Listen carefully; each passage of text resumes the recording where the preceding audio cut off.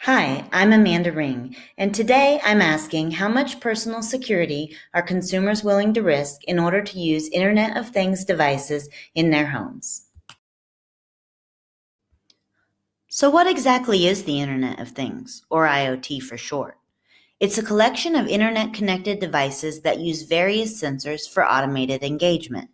These devices include refrigerators, coffee makers, light bulbs, Google Home, Amazon Echo, locks, washing machines, gas meters, baby monitors, alarm clocks, thermostats, keychains, watches, TVs, streetlights, GPSs, vacuums, planters, fish tanks, garage doors, smoke alarms, sprinklers, health monitors, sleep trackers, and security cameras. Just to name a few. Whew. These devices are becoming a huge part of daily life, and the Internet of Things has been called the next big thing in technology. Richard Weber found that more than 5.5 million connected devices were added daily in 2016 and estimates that by 2020, more than 20.8 billion devices will be connected to the Internet of Things. One of the most popular personal uses for the Internet of Things is the smart home. A smart home is a house filled with home appliances, devices, and sensors that are connected to the Internet and allow the resident to monitor, access, and control their residence anytime and from anywhere.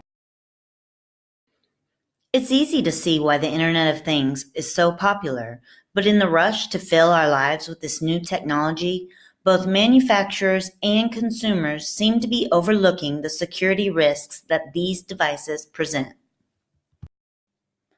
Unknown to most consumers, many of these devices go on the market without proper security measures to protect them. Millions of devices are distributed with the default username and password admin and have no prompts or instructions to change this, making these devices extremely easy to hack into. On his podcast, Darknet Diaries, Jack Rhysider tells the story of an anonymous researcher who conducted an extremely thorough and illegal study in which he was able to access 1.2 million devices in one night using the username and passwords admin and root. Many of these devices were not computers, but cameras, water sprinklers, and televisions. Despite this information becoming public, many manufacturers still use these basic username password combinations, and these numbers continue to grow with the popularity of IoT devices. One security flaw people tend to be unaware of is a hacker's ability to get to a protected device, like a computer, through an unprotected device, like a Roomba vacuum, on the same local network. Last year, at a North American casino, hackers were able to use internet-connected sensors in a fish tank that had been installed to regulate temperature, food, and cleanliness to hack into the casino's network. Once they were in the network, the hackers were able to locate the High Roller database. They were then able to pull that database information back out of the fish tank and into the cloud through a thermostat. Similarly, in 2016, a group of hackers were able to create a botnet consisting of routers, TVs, multimedia centers, DVRs, security cameras, and smart refrigerators to essentially bring down the internet. A botnet is a virtual army of computers or IoT devices that have been remotely accessed without the owner's knowledge and set up to forward transmissions to other computers on the internet.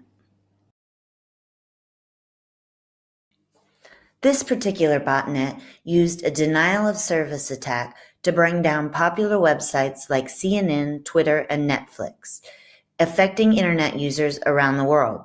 It took many of these websites days to get back up and running normally again.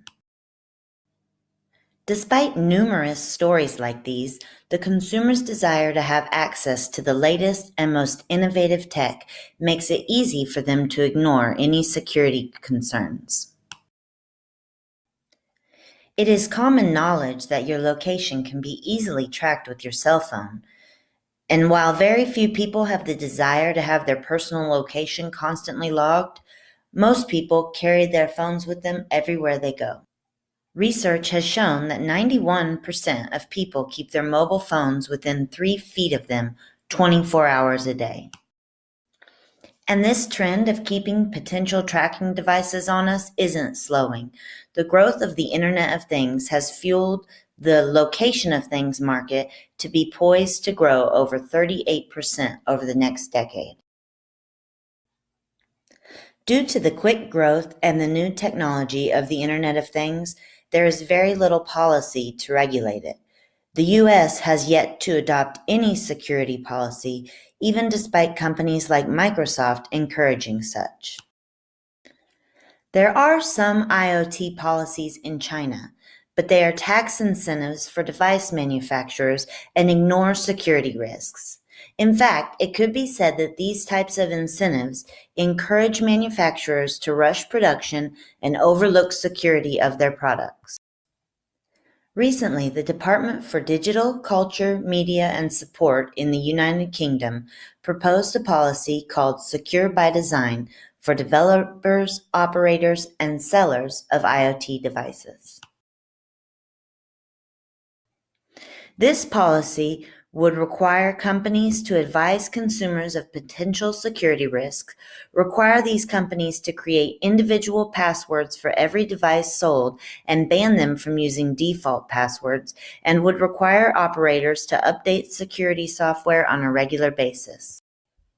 This policy would be a big step forward for IoT security practices, but it is not yet enforced and is still considered a work in progress. So, are consumers willing to risk their personal safety and the security of their private data just to use smart devices in their homes? The proof is in the numbers, and the numbers show that the rising security risks and the awareness of these risks aren't slowing the popularity and growth of the Internet of Things. People are slowly learning, and sometimes the hard way, just how flawed the Internet of Things is, and they are beginning to change some of their tech habits to make themselves more secure. However, the use of smart devices is growing faster than the security behind these devices can keep up. And until rules and regulations are put into place for manufacturers, the risk will remain, and it looks like the average consumer will continue to take that risk.